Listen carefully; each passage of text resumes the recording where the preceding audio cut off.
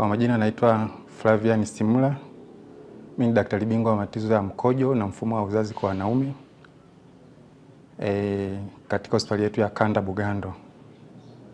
Kwa leo tutaenda kuangalia ugonjwa ambao ni unapatikana kwa jamii kwa kiasi kikubwa, ambao ni ugonjwa wa tezi dume. Kwa labda tuanze kuelezea nini maana ya tezi dume. Kwa kama tulivyosema, tezi dume ni kiungo kinachopatikana kwa mwanaume, kinapatikana chini ya mlango wa kibofu. Kwa kila mwanaume anazaliwa na hicho kiungo kinaitwa tezi dume.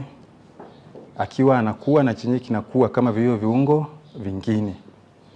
Lakini mara nyingi kinaanza kuleta shida ya mkojo kuanzia miaka 50 na kuendelea.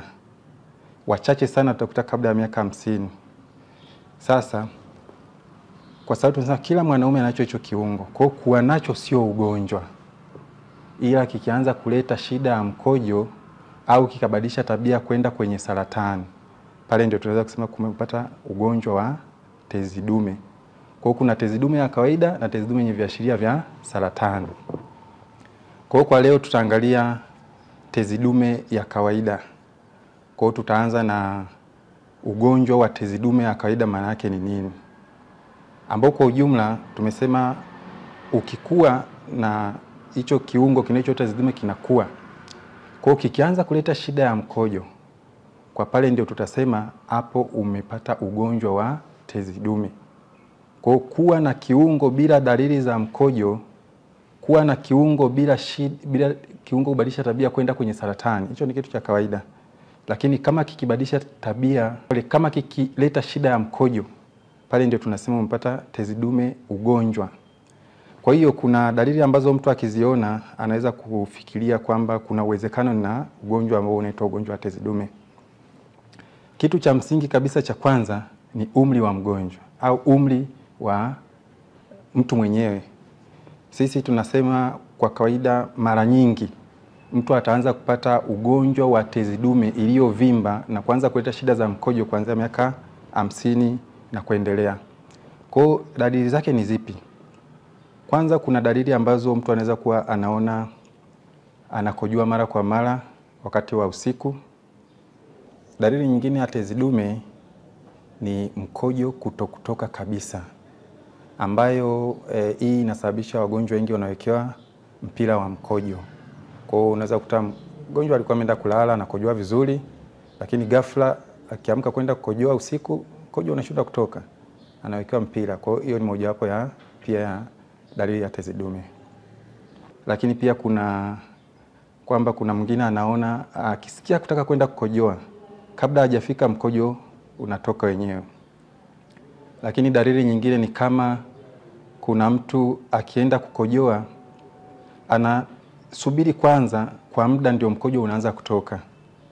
Lakini kuna mtu mwingine anaenda kukojoa anaona ile flow, ile kasi ya mkojo ya utokaji, ile pressure ya mkojo inakuwa ipo kidogo.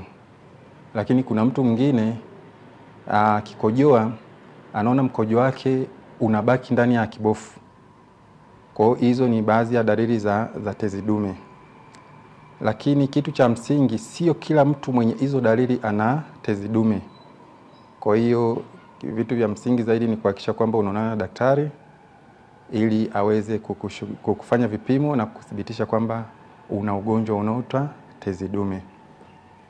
Kwa hiyo pia kitu cha msingi kabisa kwenye tezi dume ni ile tunasema quality of life.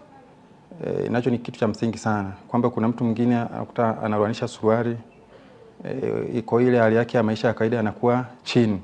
Lakini pia inaweza kusababisha mtu akawa anatoa harufu ya mkojo. Hizo navyo ni vitu vya msingi sana, vinapunguza ile uthamani wa maisha kwa mgonjwa.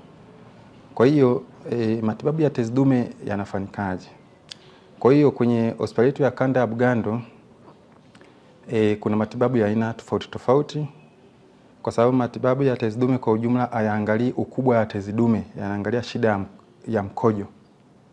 Kwa hiyo kuna matibabu ya mengine ni ushauri bila dawa zozote. Kama shida zake za mkojo ni ndogo, tunamfanyia kitu kinaitwa lifestyle modification. Kwa tunajaribu kubadilisha mfumo wake wa maisha. Naweza tukamwambia apunguze kunywa maji wakati wa jioni na usiku. lakini pia kuna kupunguza kutumia baadhi ya vinywaji vyenye caffeine, lakini pia tunajaribu kuwashauri waache kutumia sigara na vitu kama hivyo. Lakini kama dalili zake zimekuwa kidogo, tunaenda kwenye matibabu ya dawa, ambao matibabu ya dawa tunamwandikia mgonjwa dawa, anakuwa anatumia dawa kwa mwezi, lakini baada ya pale anakuja kliniki, tunamfuatilia, tunaangalia dawa zake zinaendaje. Kwa hiyo kunafikia muda fulani tunaweza tukapunguza dawa au tukaongeza dawa na vitu kama vile. Lakini pia kuna matibabu ya operation. Uzuri kwenye hospitali yetu ya Kanda Bugando tunafanya matibabu ya operation ya matundu madogo, ambao zile tunasema ni minimally invasive surgery. Kwa hiyo mgonjwa atafanywa operation ya ndani kwa ndani bila kukatwa, lakini baada ya muda mfupi ataruhusiwa, ataenda nyumbani na zile dalili zitakuwa zimeisha. Kwa kitu kikubwa kabisa ni ushauri kwa wagonjwa. Kitu cha msingi cha kujua ni kwamba sio kila mtu mwenye shida ya mkojo ana tezi dume, na sio kila mtu mwenye tezi dume anahitaji matibabu, kwa sababu tumesema tezi dume ni kiungo. Kwa kitu cha msingi ni kuhakikisha unaona na daktari, daktari anakuona, anakufanyia vipimo na kuelekeza.